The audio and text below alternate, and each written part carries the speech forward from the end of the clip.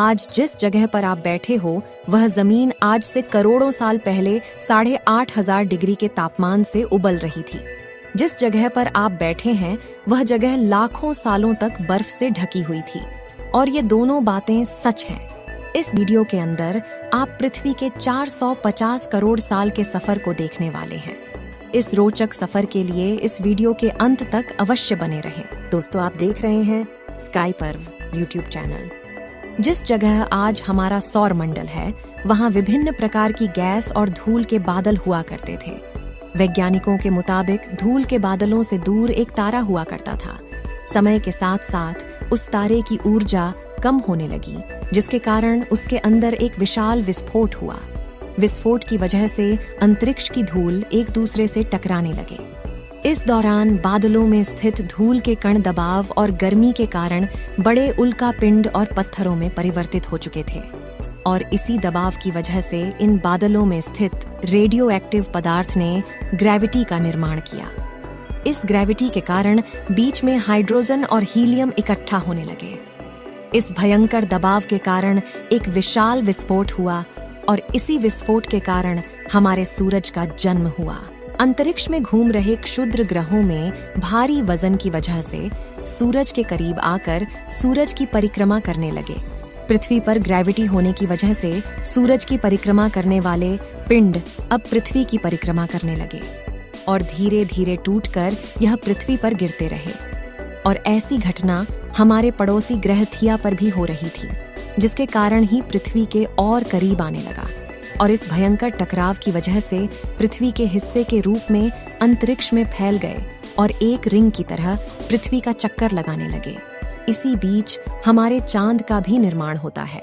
उस वक्त पृथ्वी पर सिर्फ एक ही समुद्र हुआ करता था और वो 1900 डिग्री सेल्सियस के तापमान पर उबल रहा था।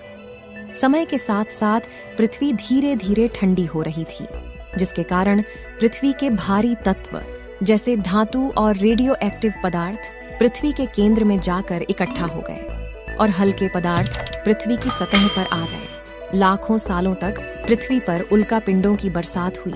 बरसात होती रही और धीरे धीरे पृथ्वी की ऊपरी सतह पानी निकलता था।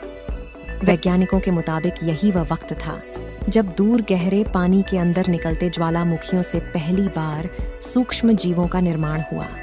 लाखों सालों बाद एक वक्त ऐसा आया जब पृथ्वी की पूरी सतह पानी से ढक चुकी थी। लेकिन जब पृथ्वी की ऊपरी जमीन और ठंडी हो जाती है तब पृथ्वी के अंदर की गर्मी बाहर नहीं निकल पाती, जिसके कारण ज्वालामुखियों का निर्माण होता है। और आने वाले लाखों सालों तक ज्वालामुखियों का निकलना जारी रहा, जिससे पानी के ऊपर जमीन का निर्माण हो रहा था। इस वक्त भी पृथ्वी पर वातावरण न होने की वजह से अंतरिक्ष से उल्का पिंडों की बरसात हो रही थी और पृथ्वी का एक दिन 12 घंटे का हुआ करता था। साल बीतते गए और धीरे धीरे सूक्ष्म जीव विकसित होते गए और समूहों में रहने लगे। आज से लगभग 250 करोड़ साल पहले पहली बार पृथ्वी पर ऐसे जीवों का निर्माण हुआ जो जीने के लिए इस पानी के अंदर के रहते थे। इस वक्त तक पृथ्वी पर ज्यादातर ज्वालामुखी निकलना बंद हो गया था। माइक्रोबैक्टीरिया की वजह से वातावरण में ऑक्सीजन की मात्रा बढ़ रही थी। वातावरण में ऑक्सीजन बढ़ने की वजह से पृथ्वी का वायुमंडल बनना शुरू हुआ, जिसकी वजह से पृथ्वी के ज्यादातर हिस्सों में यह सूक्ष्म जीव फैल गए। सालों बाद एक वक्त ऐसा आया जब पृथ्वी में ज्यादा ऑक्सीजन बढ़ने के कारण यह सूक्ष्म जीव बढ़ने शुरू हो गए। उस वक्त तक पृथ्वी का वातावरण ठंडा होने के साथ साथ ऑक्सीजन और आयरन की मात्रा भी बढ़ चुकी थी। वक्त बीतने के साथ साथ धरती की टेक्टोनिक प्लेट्स में दरार होने लगी और जमीन का लावा बाहर निकलने लगा, जिसके कारण पृथ्वी के वातावरण में कार्बन डाइऑक्साइड की मात्रा बहुत बढ़ गई और पृथ्वी पर एसिड की वर्षा शुरू हो गई, जिसकी वजह से पृथ्वी का तापमान घटने लगा और तापमान इतना घटा कि पृथ्वी के ऊपर मौजूद पानी बर्फ में परिवर्तित होने लगा। आमतौर पर जब धरती पर सूरज की किरणें गिरती हैं तब जमीन उन किरणों को सोख लेती है, मगर क्योंकि पूरी पृथ्वी बर्फ से थक चुकी थी और बर्फ सफेद और चमकीली होती है, जिसके कारण सूरज की किरणें धरती पर गिरने के बाद वापस चली जाती थीं। इसी कारण से पृथ्वी कई लाखों सालों तक बर्फ से ढकी रही। लेकिन धरती के अंदर मौजूद ज्वालामुखी बाहर निकलना शुरू किया और उसकी गर्मी से बर्फ पिघलना शुरू हो गई। इसी बीच जो पृथ्वी की गहराई में बचे कुछ सूक्ष्म जीव धीरे धीरे बदल रहे थे और अब वह ऑक्सीजन को अपने शरीर को बड़ा और जटिल बनाने के लिए इस्तेमाल करने लगे थे। इस बीच पानी में अलग से भी छोटे समुद्री पौधे निकलने शुरू हो चुके थे। ऐसा बार बार कई हजारों सालों तक होता रहा और इसी कारण से अब समुद्री जीव धीरे धीरे वातावरण के हिसाब से विकसित हो रहे थे। इस बीच कई सारे जीव समुद्री जंगल से विलुप्त हो गए, मगर जो बच गए वो धीरे धीरे पृथ्वी के बदलते तापमान के हिसाब से ढलते गए। धीरे धीरे वातावरण में ऑक्सीजन की मात्रा बढ़ने लगी और पृथ्वी पर होने वाली एसिड की वर्षा कम होने लगी। वातावरण में ऑक्सीजन आने की वजह से पृथ्वी की ओजोन लेयर मोटी होने लगी और आज से लगभग 47 करोड़ साल पहले पृथ्वी की ऊपरी सतह पर पहली बार प्लांट उगना शुरू हुआ। वक्त के साथ जमीन पर अलग अलग प्रकार के पौधे और पेड़ उगना शुरू हुए। ये वो वक्त था जब समुद्री जानवर समुद्र से बाहर निकल रहे थे और जमीनी जानवरों में परिवर्तित हो रहे थे।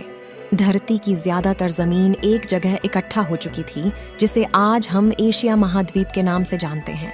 पृथ्वी का वातावरण और तापमान लगभग स्थिर हो चुका था और अब करीब 21 से 23 घंटे का दिन हुआ करता था। अब समुद्री जीव पानी से बाहर रहने लगे थे और वातावरण के हिसाब से उनके शरीर का रंग रूप बदल रहा था। धीरे धीरे ये जमीनी जानवर डायनासोर में परिवर्तित हो गए और उनका शरीर लंबा और विशाल रूप से विकसित होने लगा।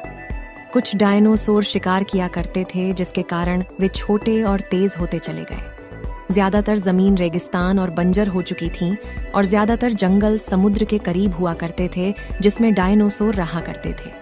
पृथ्वी की ज्यादातर ऊपरी जमीन पानी के संपर्क में आने लगी, जिसके फलस्वरूप पृथ्वी पर हरियाली बढ़ती गई, जिसकी वजह से डायनासोर और ज्यादा विभिन्न और विशाल होते चले गए। डायनासोर ने आने वाली लगभग 20 से 30 करोड़ सालों तक पृथ्वी पर राज किया। आज से लगभग 6.5 करोड़ साल पहले पृथ्वी की तरफ आज के माउंट एवरेस्ट से भी बड़ा लगभग 4.5 लाख करोड़ किलो जितना वजन उल्का पिंड लगभग 80,000 किलोमीटर प्रति घंटे की स्पीड से पृथ्वी की तरफ आ रहा था और वह जलते हुए सीधा पृथ्वी से टकराया। इस टकराव से निकलने वाली ऊर्जा आज के 10 करोड़ परमाणु बम एक साथ फटने के बराबर थी। कुछ ही घंटों में पूरी पृथ्वी के वातावरण में हानिकारक गैस और धूल की वजह से पृथ्वी नष्ट हो चुकी थी। डायनासोर भी मारे गए। इस वक्त हमारे पूर्वज यानी चूहे जमीन के अंदर रहा करते थे, जिसके कारण वह इस विशाल प्रलय से बच गए। पृथ्वी का वातावरण पूरी तरह से काला और अंधेरा हो चुका था, जिससे धूप भी जमीन तक नहीं पहुंच पा रही थी। धूल और हानिकारक गैस के कारण पृथ्वी पर फिर से एसिड की वर्षा शुरू हो गई और फिर पृथ्वी ठंडी होकर बर्फ से ढक गई। लेकिन इस बार पृथ्वी पर बर्फ लाखों सालों तक नहीं जमी रही और 80 से 90 हजार साल बाद यह पिघलनी शुरू हो गई। जैसे ही धरती पर वातावरण फिर से पहले जैसा होने लगा, वैसे ही ये छोटे जीव जमीन से बाहर आना शुरू हो गए। यही चूहों ने खाने की तलाश में दर दर भटकना शुरू किया और धीरे धीरे 2 पैरों पर चलना शुरू किया, जिससे बंदरों में तब्दील होते चले गए और धीरे धीरे उनके शरीर का रंग रूप वहां के मौसम के हिसाब से बदलता गया। वक्त के साथ साथ हम आदिवासी बने, हमने हथियारों का आविष्कार किया और धीरे धीरे इंसान के रूप में विकसित हुए। हमने धर्म से लेकर परिवार, भाषा और संस्कृति का निर्माण किया और वक्त के साथ साथ हम विकसित होते चले गए और आज हम इस पृथ्वी की सबसे विकसित प्रजाति बन चुके हैं। पृथ्वी के इस करोड़ों साल के रोचक सफर में आपको सबसे अच्छी प्रजाति कौन सी लगी? अपनी राय कमेंट में जरूर बताएं। दोस्तों, अगर हमारी ये वीडियो आपको अच्छी लगी है तो वीडियो को एक लाइक और हमारे चैनल स्काई पर्व को सब्सक्राइब अवश्य कर लें। आपके प्यार और सपोर्ट के लिए दिल से धन्यवाद।